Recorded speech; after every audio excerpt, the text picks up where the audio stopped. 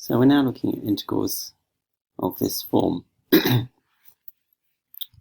Some of you may recognize this integral as the Fourier transform of phi.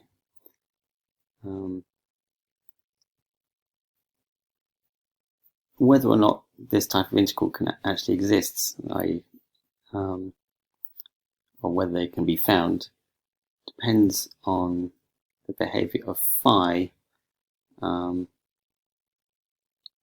and this is expressed in terms of what's known as Jordan's lemma.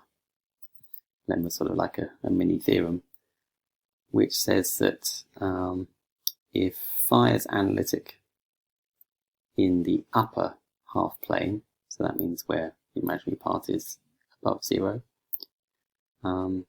except for a finite number of poles, and as long as phi of z tends to 0 as z goes to infinity in that upper plane, so the argument of z is between 0 and pi, then the limit of this integral, phi of e to the I a z dz, around a semicircular path of radius r above the real axis, centre of the origin, so basically this sort of path. Well, the limit as r goes to infinity, the limit of that radius going to infinity, then this integral goes to 0. So it's sort of like what happened in this case with the p over q. So that's guaranteed as long as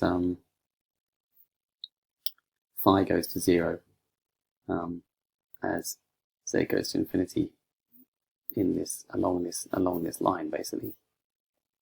Now that's for a greater than 0. If a is less than 0, then you actually need to do a path going below the axis, which means you integrate something which looks like this, because you're always doing an anti-clockwise integral. So then the integral looks something like this. The path looks something like this.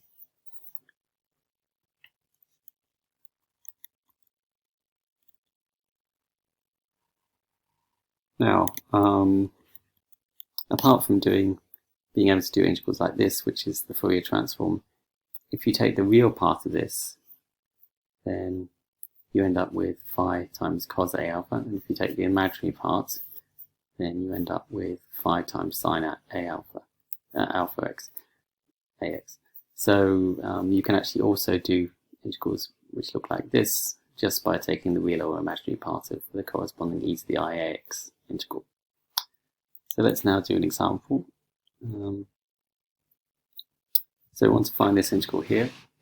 The integral from 0 to infinity of cos mx over a squared plus x squared. Now, obviously, this is from 0 to infinity. We're saying we can do integrals from minus infinity to plus infinity. That's what our contour was looking like. So, but that's easy to fix because this is an even function. So it's just going to be half of the integral from minus infinity to plus infinity of the same integrand.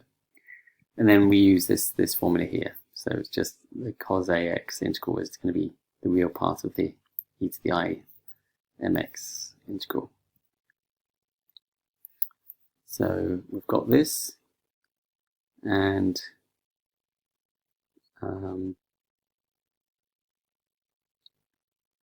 it turns out that this is equal to this, basically because we're using Jordan's lemma.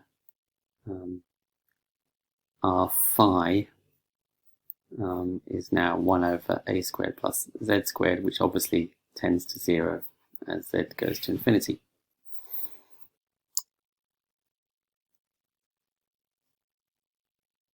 So to evaluate this,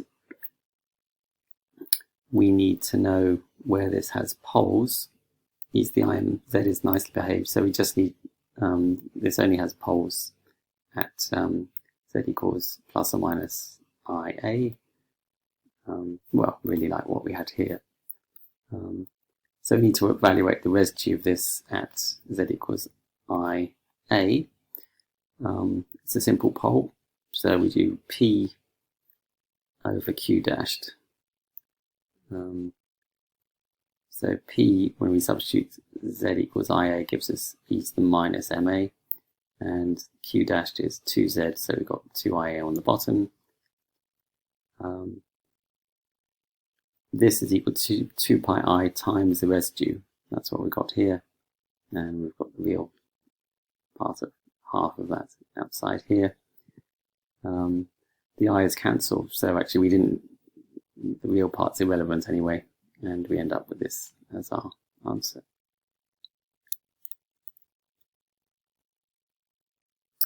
Okay, so you can now have a go at doing these questions here. Notice this one has a squared, which means you're going to have a